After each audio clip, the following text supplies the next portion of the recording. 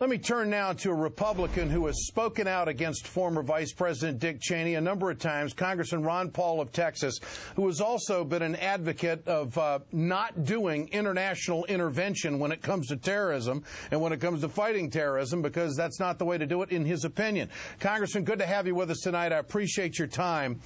Thank you. Is the rhetoric that Cheney and some of the Republicans are throwing out, and Michael Steele did it today as well, is that hurting our effort, in your opinion?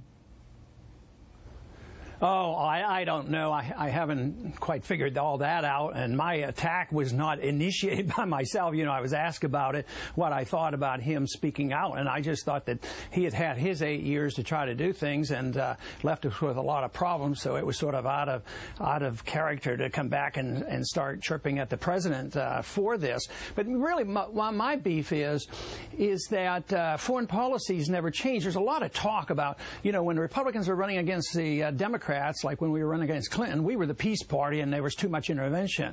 And then when Obama runs against Bush, oh, we have to have less. We're going to bring our troops home and end the war. And then they get in and they do the same thing. See, I can't see any difference in reality between the foreign policy of Obama and George Bush. So for Cheney to come in and say, oh, this Obama, he's horrible, but he ought to say, hey, keep up the good work, because in the Congress, you know, the Republicans are more supportive of Obama than the Democrats are. I mean, they think that the Republicans will pass the bill to get the additional troops for Afghanistan. So there's a lot of hypocrisy going on here, and I'm just trying to argue my case that I think we should have less intervention and less pretense that there's a real difference between the two parties. What evidence do you have, Congressman, or why do you believe that al-Qaeda would be less aggressive to kill Americans if we weren't doing international intervention and going and fighting them on their soil and going after them?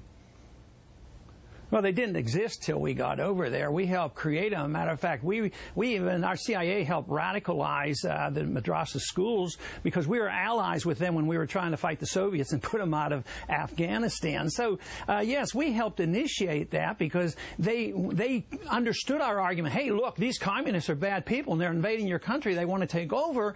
So they accepted this idea, well, we'll use religion to radicalize.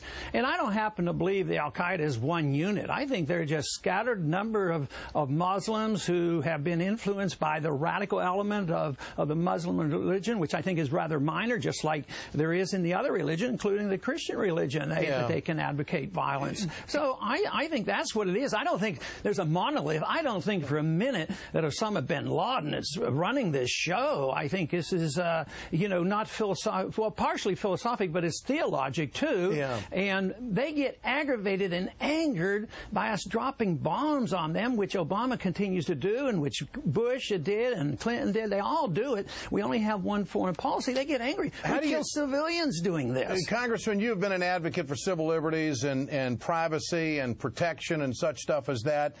How do you feel about some of the measures that President Obama has taken in the wake of this? More screenings at airports. I mean, heck, we got the Patriot Act. You can listen to anything you want to listen to. I mean, just a list of things that this administration has put out domestically to try to curb any type of attack. How do you feel about this? Is he doing enough? Is he not doing enough? What do you think? Well, some of it, certainly we ought to look at some of these people coming in from countries that we put on the terrorist list. I mean, that would be common sense. Do you agree with him on the 14 countries? Do you agree with him on the 14 countries that he put on the list? Yeah. Matter of fact, I had made a suggestion. Interesting enough, I had something passed right after 9/11 that we ought to be very careful with those countries that we had put on a list, and I think there were 4 at that time. And that bill passed in the House, and in the conference, they removed that. They didn't want to do that. And I thought, well, if you use your logic, this is a lot better than putting us through the harassment and taking our shoes off and our belts off and stealing our new toothpaste and all these things. We spend $75 billion trying to get intelligence, and then when somebody comes with a hot lead, we can't even handle it. It is amazing. Yet, even with all this effort, we're missing the whole point. Is we don't ask the question, why are they so angry? And if it is what I say, because we're there, all this effort will be for naught. Congressman Ron Paul, is our presence in the Middle East worth anything to us? Congressman Ron Paul, great to have you with us tonight. I appreciate you being on. Thanks so much.